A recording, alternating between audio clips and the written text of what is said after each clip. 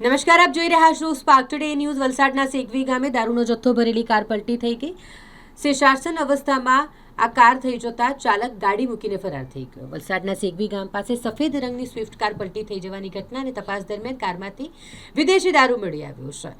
સેગવી ગામના લીમડા ચોક પાસે આ સફેદ રંગની સ્વિફ્ટ કાર કે જે પૂરપાટ ઝડપે ગફલતભરી રીતે કાર ચાલક હંકારી રહ્યો હોય એટલે પલટી થઈ ગઈ હતી। જો કે અકસ્માત થયો એટલે કારનો ચાલક પોલીસના ડરે વાહન સ્થળ પર જ મૂકી અને નાસી ગયો। આ કારમાંથી મોટી માત્રામાં વિદેશી દારૂ અને બિયરનો જથ્થો મળી આવ્યો છે। કુલ મુદ્દામાલની વાત કરીએ તો 4,65,600નો કુલ મુદ્દામાલ પોલીસે કબજે કર્યો છે। આ દારૂનો જથ્થો કોઈપણ પાસ કે પરમિટ વગર ગેરકાયદેસર રીતે લઈ જવામાં આવી રહ્યો હતો। અજાણ્યા કાર ચાલક વિરુદ્ધ પોલીસે ગુનો નોંધ્યો છે અને આ મામલે વધુ તપાસ કરવામાં આવી રહી છે।